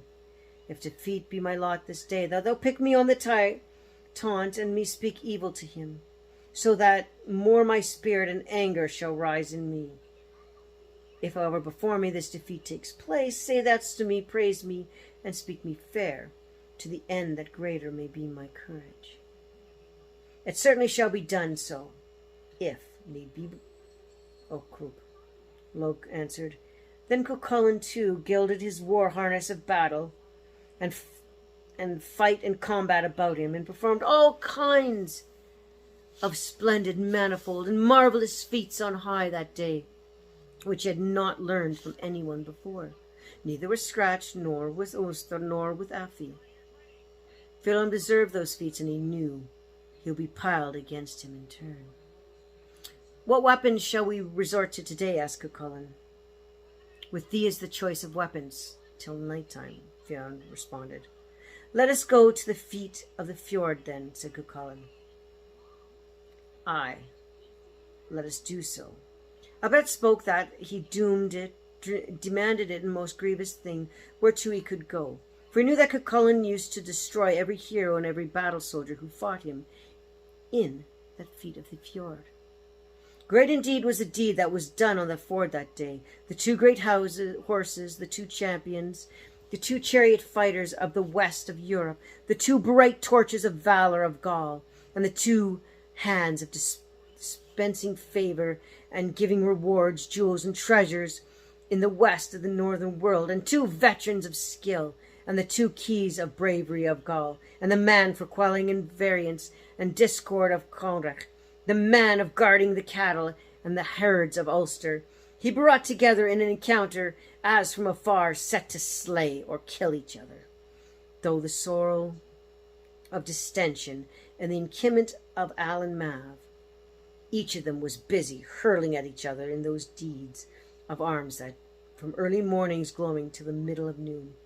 When midday came, the range of men became wild, and each drew nearer upon each other. Thereupon Cu Chulainn gave one more spring once from the bank of the fjord till he stood upon the boss of Firmin's son Damo's shield, seeking to reach his head and to strike it from above the other rim of his shield. Straightway Firmin gave the shield a blow with his left elbow, so that Cu Chulainn went from him like a bird onto the bank of the fjord. Again Cu Chulainn sprang from the brink of the fjord, so that the lightened upon the boss of Firmin's shield, and that he might reach his head and strike over the rim of his shield from above. Firmin gave the shield a thrust with his left knee, so that Cu Chulainn went from him like an infant into the bank of the fjord. Log exacts that. Woe, then Cu Chulainn, cried Log. It seems to me that the battle warrior that is against thee has shaken thee as a woman strikes her child. He has washed thee a cup and washed thee in a tub. He hath ground thee into a mill of grind soft malt, and he hath pierced thee in the tool bores of an oak. He has bound thee in the bedwind binds that trees. He has pounced on thee, and the hawk pounces on little birds, so that no more hast thou the right of tale, the claim of valor and skilled arms, to the very day of doom and life, thou little imp of an elfman. Thereupon the third time Cu Chulainn arose with speed of the wind and swiftness of the swallow, and a dash of a dragon and the strength of a lion into the clouds of the air, till he landed on the boss of shield of Ferran, son of Dom, so as to reach his head, that he might strike it from above and over the rim of the shield. And then it was that the warrior gave his shield a violent, powerful shake, so that Cu Chulainn flew from it and into the middle of the fjord, and the same time as if he had not sprung at all. It was then that the forced distortion of Cu Chulainn took place, so that the swelling of inflation filled him like a breath and bladder, until he made a dreadful, many-colored, whirlful bow of himself, so that it as big as a giant or a seaman, as was heavy brave warrior toward directed over Firland. Such was the closeness of combat they made, that their heads encountered above each other in the feet and blow of hand in the middle over the rims and bosses of their shields. Such was the closeness of battle, that they made their shields burst and split from their rims to their centers. Such was the closeness of combat they made, that their spears bent and turned and silvered from their tips to their rivets. Such was the closeness in battle, that the combat they made, that the Bonsha and the Bansha, the puck-faced spirits and the white-faced spirits, and the spirits of the glens and uncanny beings of the air screamed from the rims of their shields, from the guards of their swords, and from the tips of their spears. Such was the closeness of combat they made, that the steeds of Gal broke loose, affrighted and plunged with madness and fury, so that their chains and shackles and trances, and they set to their snaps, and the woman and children and the unsized and the weak and the maiden among the men of Erin broke out through the camp southwards. And at that time they were the edge feet of the swords. It was then that Firland caught Cu Chulainn in an unguarded moment, and he gave him a thrust with his sickle-tilted blade, so that he buried it in his breast, and his blood fell to his belt, till the ford became crimson, and with cloud blood from battle warrior's body, Cu Chulainn endured it, not under Firland's attack, but his death, bringing heavy blows and his long strokes and mighty slashes at him. Then Cu Chulainn bethought him of his friends, of his fairy mound, and of his mighty folk who would come and defend him, and of his scholars that protect him whenever he would be hard and pressed in combat. It was then that Dolb and Inco arrived to help and secure their friend, namely Cu Chulainn, and one of them went on either side of him, and they smote Firland, the three of them, and Firland did not perceive the man from the fairy mound, and it was that Firland felt at the onset of the three together, smitting his shield against him. Thrice he called to mind that they were with Skash and Osha learning together, Dalbin and Cor used to come up and help Cu Chulainn out of every stress whereupon he was. Firland spoke, not unlike our foster brothership and our comradeship, O Cu Chulainn. How so then, asked Cu Chulainn. Thy friends of fairy folk have secured thee, and thou dost not disclose them to me before. Not easy for me were that, answered Cu Chulainn, for if the magic veil had once riveted to one of the sons of Mill, none of the Tuatha Dana would have the power to practice concealment or magic. And why the companionist to hear thou off of Firland, said Cu Chulainn. Thou hast the corn skin whereupon the multiple multiply feats and deeds of arms on me. Thou hast not shown me how it is closed, or how it's opened. Then they displayed all their skills, secret cunning to one another, so they were not a secret of either of them kept, from the other except the Galburga, which was Cu Chulainn's alone. How Brent with his fairy mounds found Cu Chulainn had been wounded, each of them inflicted 3 great, heavy wounds on Fionn. And it was then that Fionn made a cast to the right, so that he slew Dob with his great cast, then followed the 2 woundings, and throws have overcome him, till Fionn made a second throw towards Cu Chulainn's left, where that throw stretched low and killed Indob, dead on the floor of the fjord. Hence it is that storytellers sang a verse.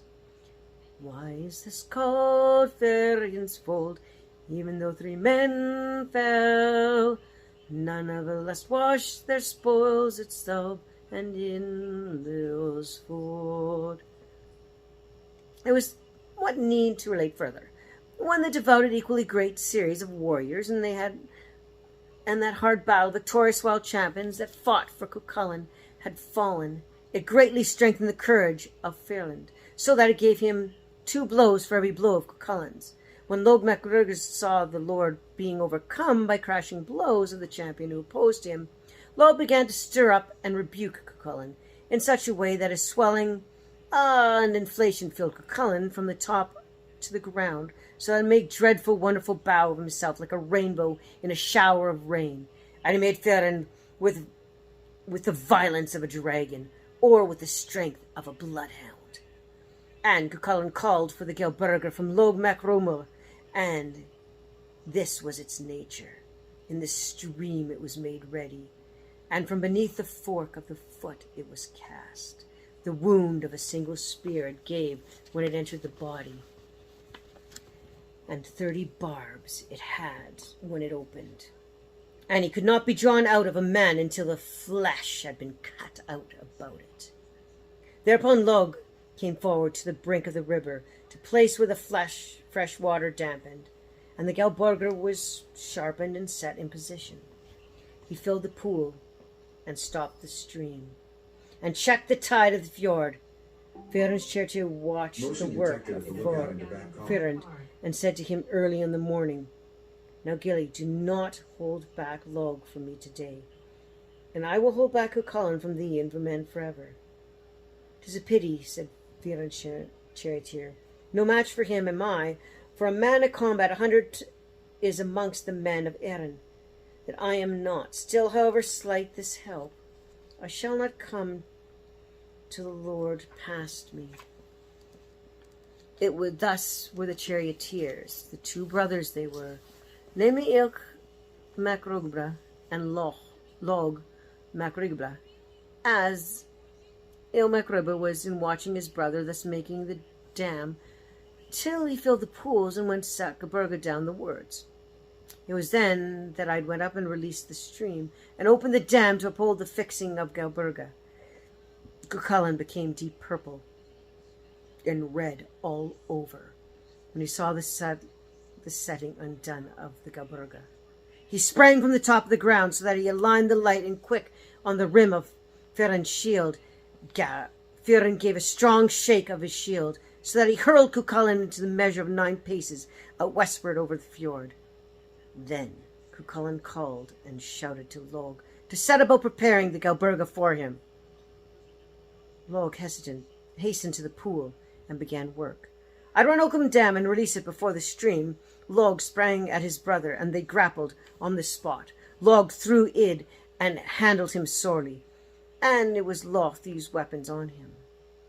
Fionn pursued Cu Chulainn westwards over the fjord. Cu Chulainn sprang on the rim of the shield.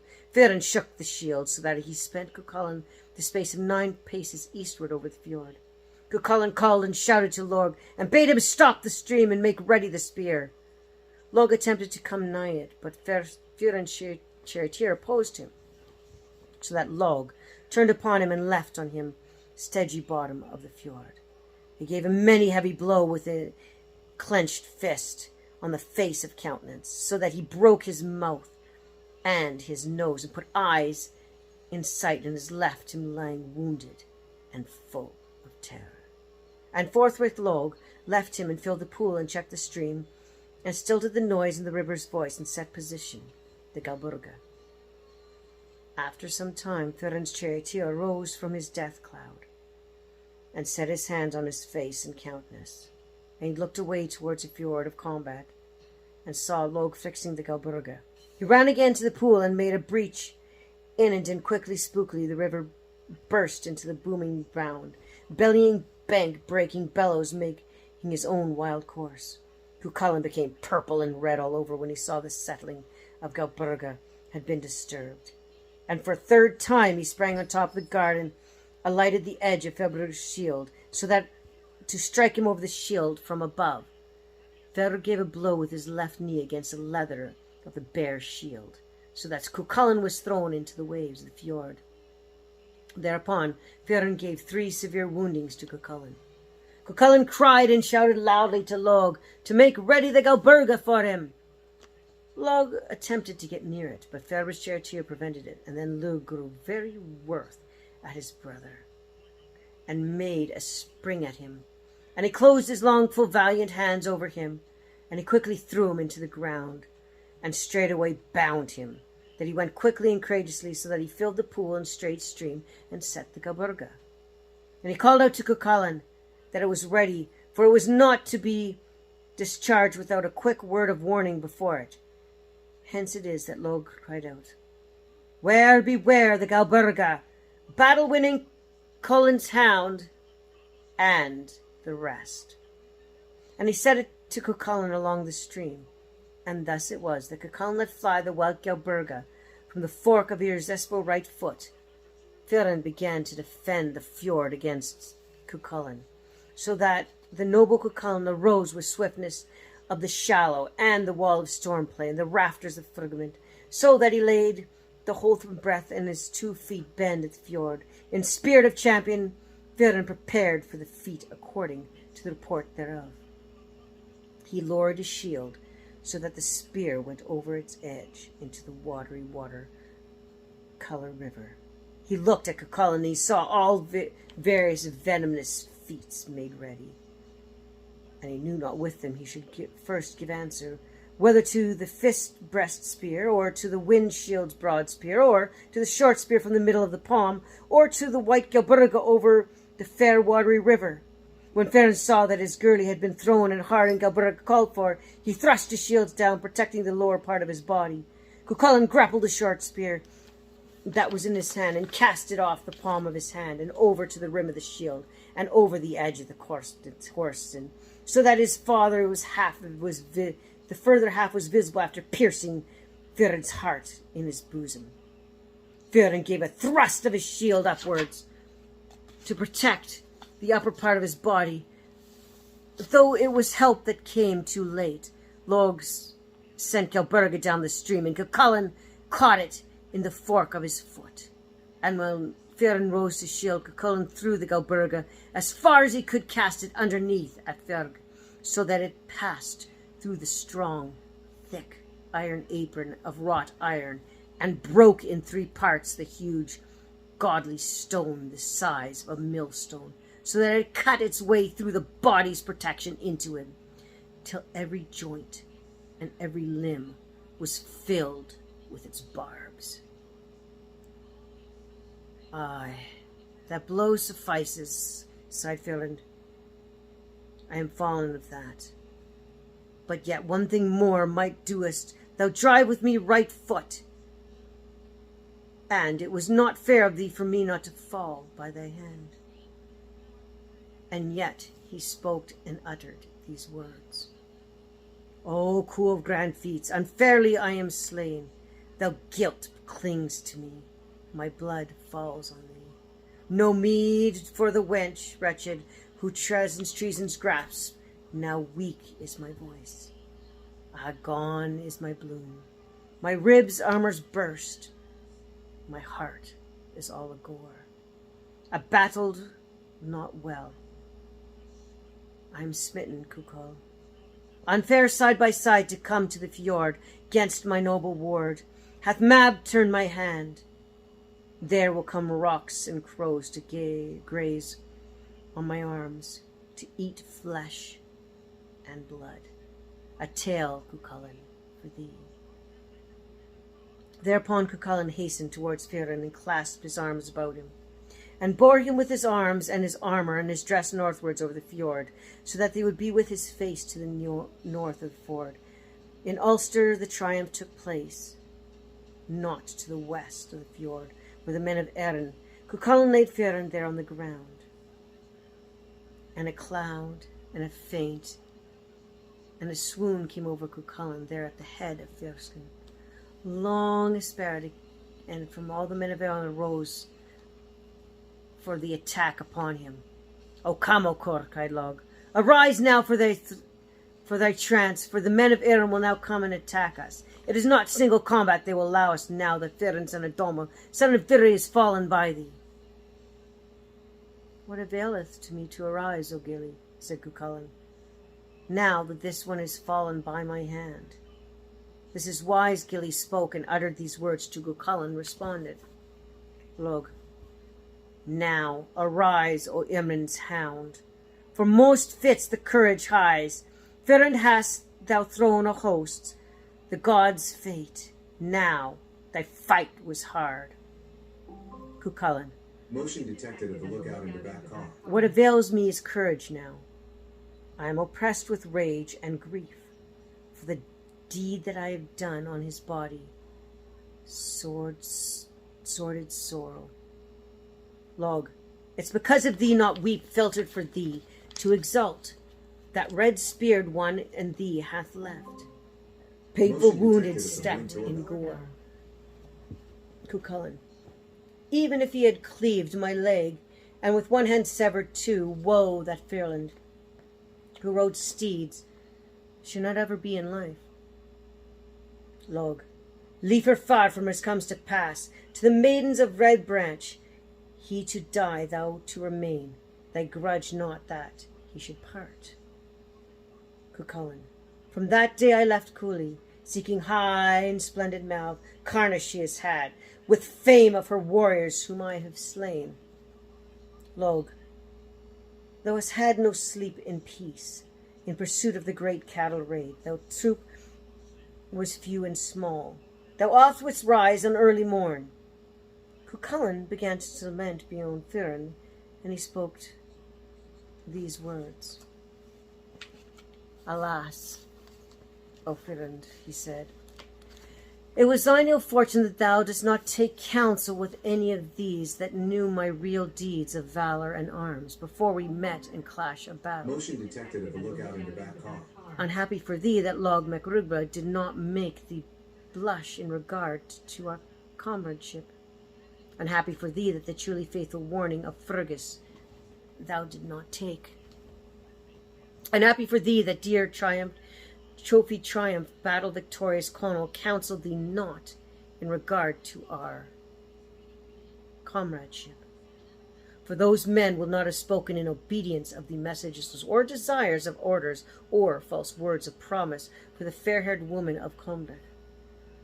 For well do these men know that there will not be born a being that will perform deeds so tremendous and so great among the conquermen as I to the very end of doom and everlasting life, whereas at handle of shield and buckler, at the plying of spear and sword, at the playing of draughts and chests, the driving of steeds and chariots.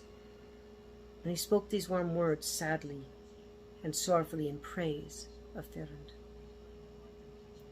There shall not be found at the hand of a hero that will wound a warrior's flesh like the cloud-coloured Fionn.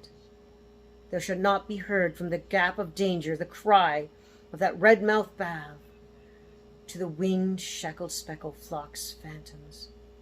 There shall not be one that will contend for Kraken, that will obtain covenants equal to thine, to the very day of doom and of life henceforward, O red-cheeked son of Damon, said Cu Chulainn.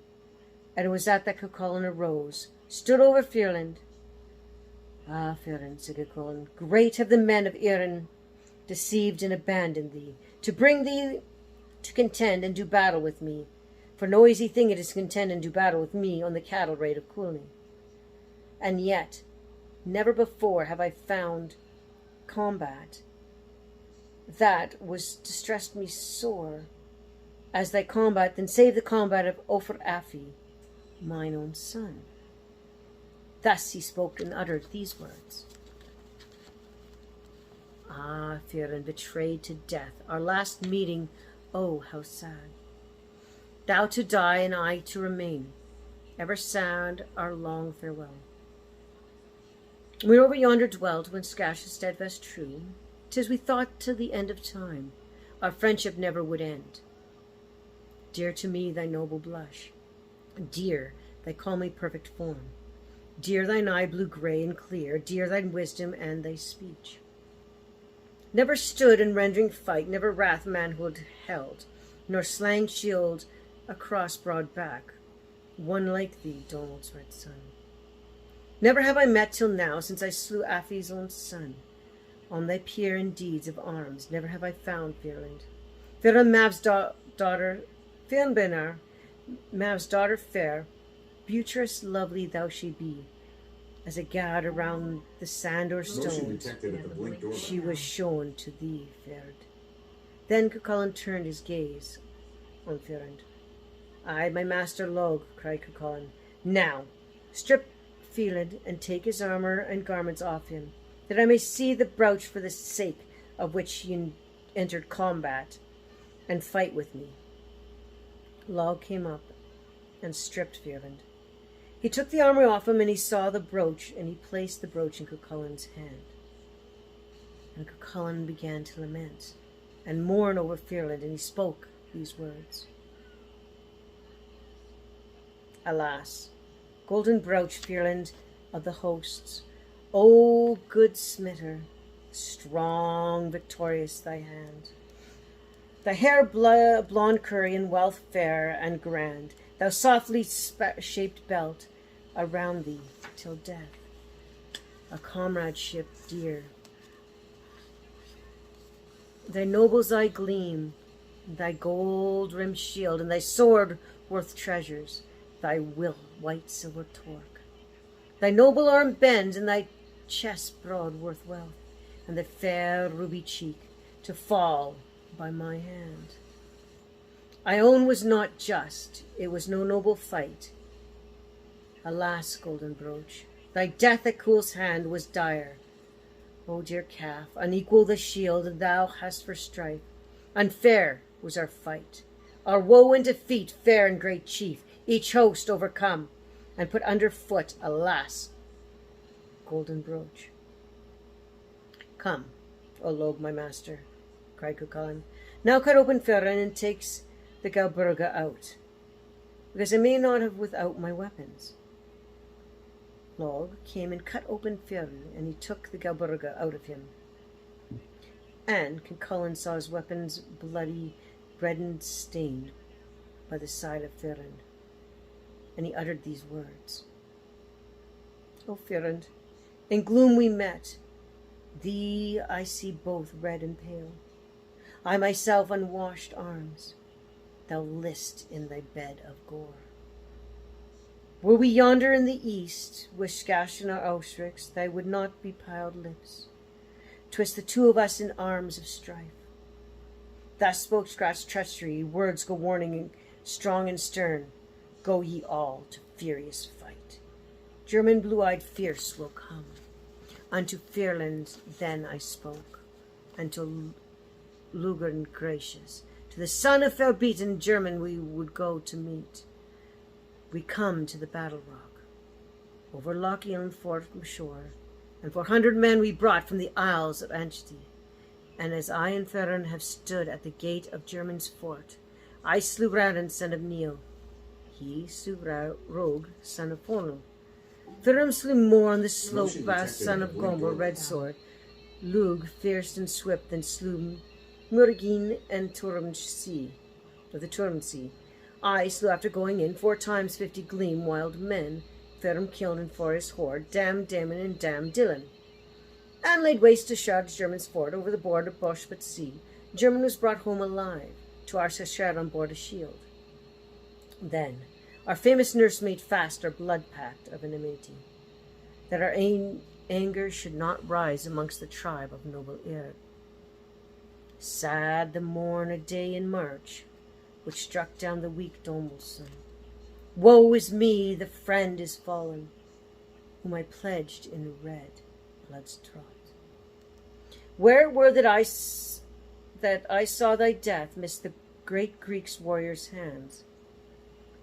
I'd not live on after thee, but together we would die. Woe what is befell therefrom us dear Skash's forestlings, Motion detected. surely Look out in wounded back me, car. strife with gore, thee to die the death forever. Woe, what has befell their form, us dear Scratch fosterlings? Thee in death, me strong alive, valor is an anger strife. Good O'Cool, said Log, let us leave this fjord now, too long we are here. Aye, let us leave it, O Master Log, replied Cu Chulainn. But every combat and battle I have fought seems a game, and a sport to me compared with the combat and battle of Ferd. Thus he spoke and uttered these words. All was play, all was sport, till Freeland came to the ford. One task for both of us, equal our reward. Our kind, gentle nurses chose him over all. All was play, all was sport, till Freeland came to the ford. One our life, our feet, one our skill in arms. 2 shields gave Skash to Field and me. All was play, all was sport, till Freeland came to the ford. Dear the shaft of gold I smote on the ford, bull chief of the tribes. Braver he than all.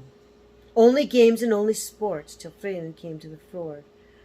Love Freeland seemed to me, after me would live forever. Yesterday a mountain size, he is but a shade today. Only games and only sport, till Freeland came to the ford. Lion furious, flaming fierce, sworn wave and reeks like doom. 3 things countless on the cattle raid, which have fallen by my hand. Hosts of cattle, men, and steeds I have slaughtered on all sides. Though the hosts were great, that the men came out of crushed and wild, more than 1/3, and less than half, slew I in dearful sport. Never trod in battle rang, ban and nurse not to her breast. Never sprang from the sea or land, king's son that had a larger fame.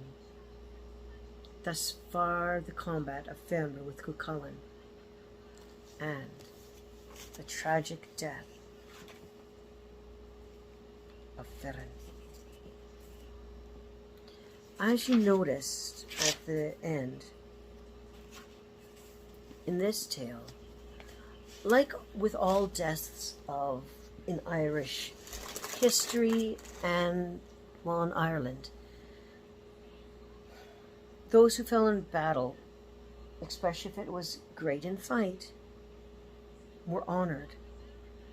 And as we saw in this, Cu Chulainn honored Freeland for the battle. Even though Cu Chulainn was victorious, he still honored them. And to this day, us Irish, at a proper Irish funeral, this is why we drink and be merry and recount stories of the deeds of the deceased.